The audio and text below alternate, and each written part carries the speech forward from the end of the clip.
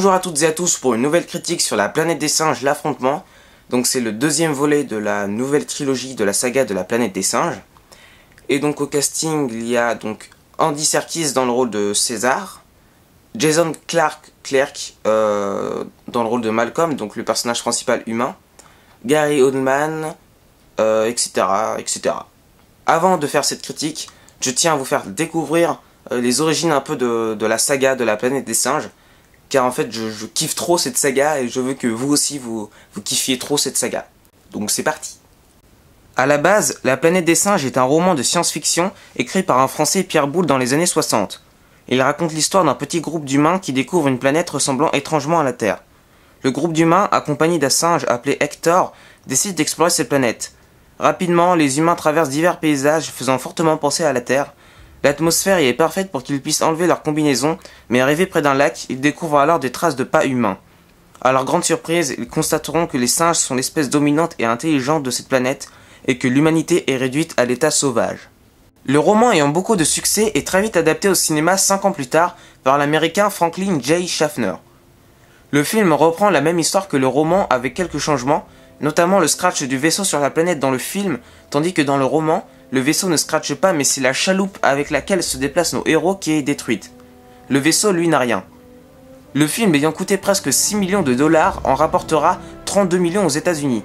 C'est un succès énorme et l'écriture d'une suite est donc inévitable. 2 ans plus tard, Le secret de la planète des singes sort. Celui-ci sera non pas réalisé par Franklin J. Schaffner, mais par Ted Post, un réalisateur américain ayant fait beaucoup de séries télé. Cette fois, la NASA lance une mission de secours composée de 2 astronautes, Donovan Maddox et John Brent. Les 2 astronautes s'écrasent sur la planète des singes et seul Brent survit. Il va découvrir une communauté d'humains mutants télépathes qui vouent un culte à une bombe atomique. Réfugié dans la zone interdite qui n'est autre que New York en ruine, le dangereux général gorille Ursus souhaite la conquérir. Ce dernier volet avait comme budget 4,6 millions de dollars, ce qui est beaucoup moins que pour le premier, mais il en rapportera 20 millions en Amérique. Le film a eu une légère baisse, mais cela peut être dû à l'insuffisance de sous pour faire le film. Ils ont dû réutiliser les masques de singes, les tenues, les décors du premier film, à part le décor du monde souterrain créé pour l'occasion. Le troisième film, sorti en 1971, un an après le second, est la même histoire que le premier, sauf que c'est les singes qui sont envoyés sur Terre et non les humains. Donc une même histoire se répète avec comme espèce dominante les humains. Pour être plus précis, le docteur Milo, Zira et Cornelius s'échappent de leur planète au bord de l'anéantissement et ils se retrouvent sur Terre en 1973. Ils sont au début bien accueillis, mais certaines personnes ne semblent pas trop aimer leur présence. Pour ce troisième volet, la Fox, société de production, avait envie de se faire un max de sous en réalisant un troisième film de la planète des singes, Les évadés de la planète des singes. Ils ont envoyé Don Taylor pour le réaliser, mais en réfléchissant bien, la série a su rapporter beaucoup d'argent avec un budget faible. Du coup, la Fox, qui souhaite obtenir encore plus de fric, a donné comme budget 2 millions de dollars pour ce troisième film, ce qui est médiocre pour réaliser un film de SF. 2 fois moins que le premier. Les conséquences sont qu'il y a beaucoup d'incohérences dans ce film. Le film rapportera 12 millions aux États-Unis et 20 millions dans le monde. Il y a toujours un succès, mais le nombre d'entrées baisse au fur et à mesure. Le quatrième film, sorti en 1972, est réalisé par John Lee Thompson. Dans ce film, un virus a tué les chats et les chiens, et les singes sont devenus les nouveaux animaux de compagnie des hommes. Seulement, ils sont traités comme des esclaves. César, le fils de Zira et Cornelius, songe à une révolte, et pour cela, il éduque les autres singes pour ensuite se battre contre leur ennemi juré. La Fox a encore baissé le coût de production du film qui est à présent de 1,7 million de dollars contre près de 6 millions pour le premier.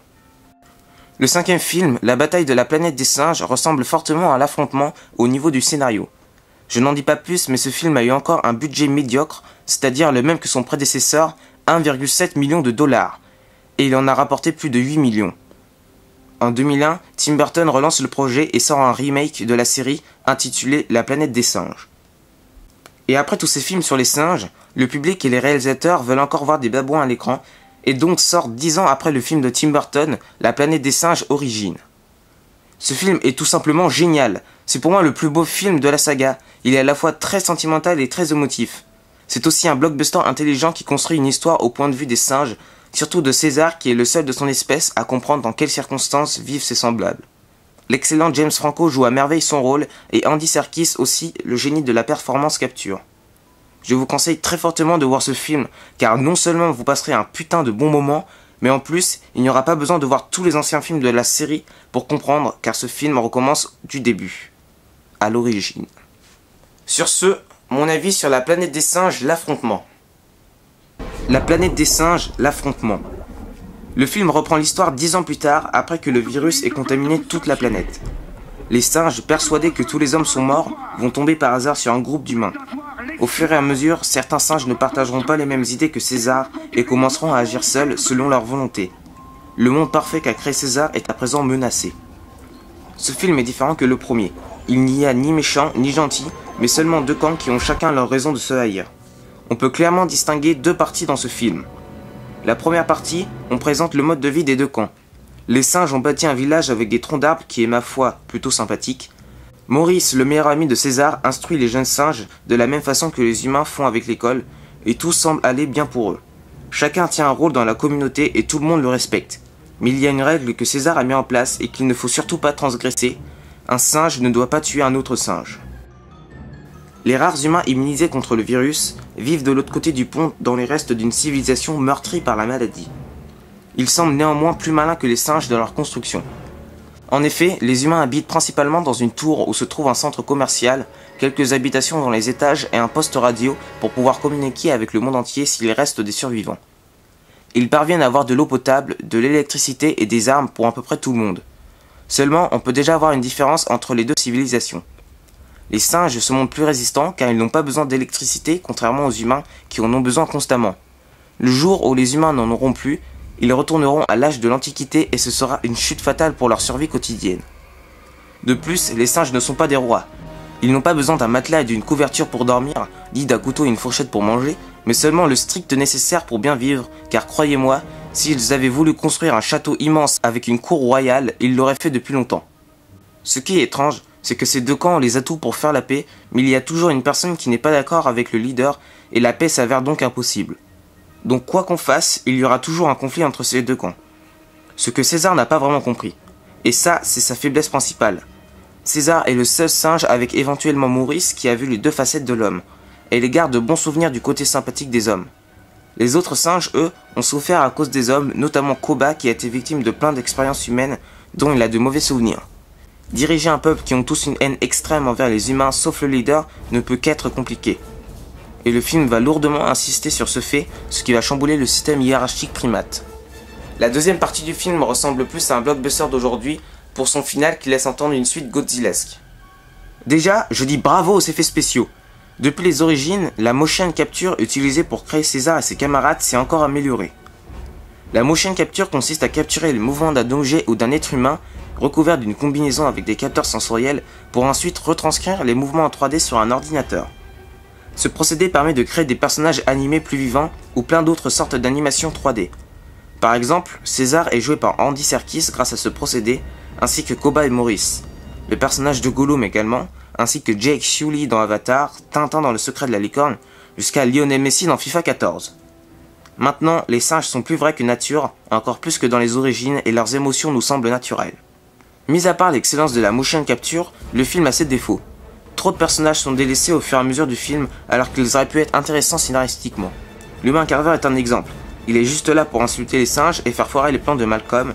Cornelia, la femme de César, est juste un personnage important aux yeux de César et son fils.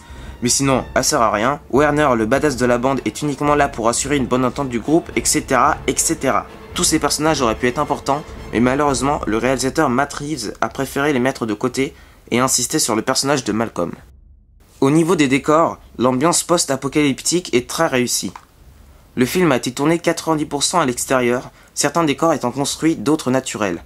Le tournage s'est déroulé au Canada sur l'île de Vancouver à Campbell River, où le réalisateur était très heureux de tourner là-bas, car non seulement le lieu est isolé de la population, ce qui facilite le tournage, mais aussi le cadre est magnifique.